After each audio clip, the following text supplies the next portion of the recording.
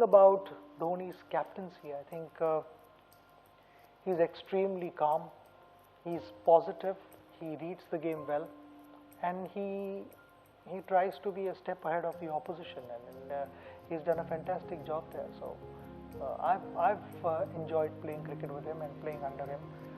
I'd like to wish Mahi all the way best. MS has got this fantastic personality of remaining calm under any situation. You know, a lot of people have asked me that you've played with him, how does he remain so calm? I said he doesn't show it.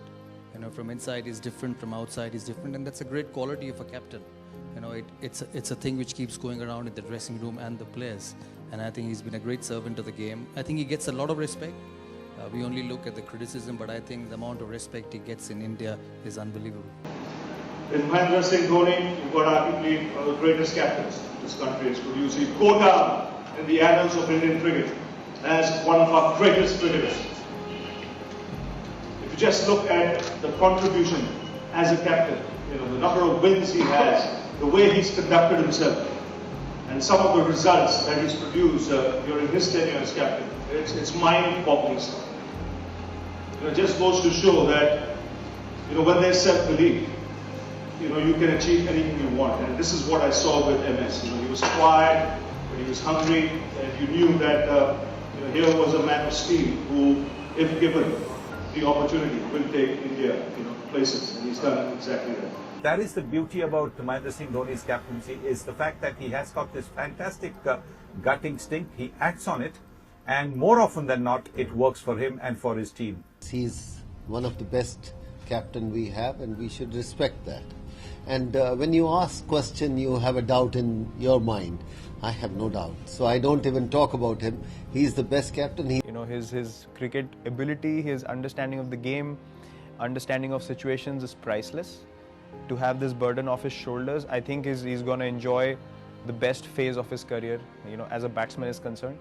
And he'll be able to enjoy his cricket far more than he's ever done before without the burden of, you know, being under the scanner all the time. So I'm really happy for him, as I said, and at the same time I feel grateful and lucky that he's still around to give me advice. I think the biggest change is that he's remained himself, and anything that resonates with a great leader is the fact that you can learn and draw a lot of good habits to practice, and he's someone who's led by example. He's remained himself, he's remained calm, he's stayed himself, he's never exuded what needs to be exuded and given enough liberty. So I think whatever he has done over the years, you can't disrespect him. What he has achieved, so many trophies for the BCCI. At the same time, he's a good human being, good honest man. But one series can't make him bad. He's a good man, he's a good leader. Everyone loves him around the dressing room. So still, I think still a lot of cricket left for him. He has showed a lot of character, discipline, honesty around the players and around the management. So still wait for some time, you're gonna see so much winning for Team India. MS Dhoni is still the best leader.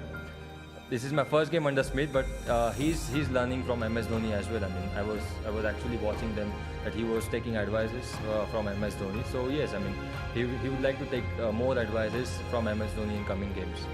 And we know if he's there for long enough, he's an extremely dangerous player, and we've seen throughout his whole career he's got India over the line on numerous occasions, and he finds the boundary at the right point. And for him to hit a six off second ball of the last over, the first ball after it being a wide, you know, that really got the team home, I guess. What I see in MS is a great calmness. There's certainly never any signs of panic that I've seen. So, and I guess if you expose yourself on the international stage enough times, at some stage there's going to be times where you don't quite fulfil what the fans expect and so on, and that opens itself up for criticism.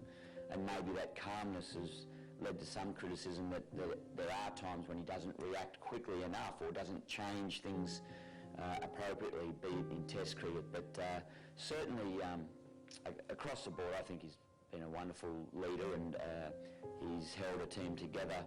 I think for being a good captain, there are two important qualities according to me. You have to be a good strategist. Tactically, you have to be very good, which Dhoni is, and that comes naturally for him because he's a good reader of the game. Even when he was not the captain, the way he is to analyze the situations the team were in, He understood the strengths and the weakness of the players he was playing with, especially the bowlers.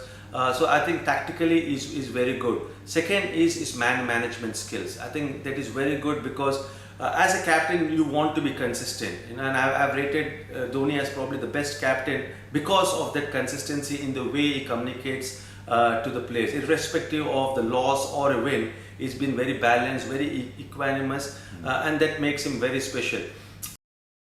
So for me, being honest in life is very important. Hard work that you have to put, irrespective of what your profession is. The hard work, the honesty, respecting the elders, which I feel is the key. If you don't respect the elders, be it your parents or be it anyone, it becomes, that's what life is all about. Go through the difficult periods, fight it out.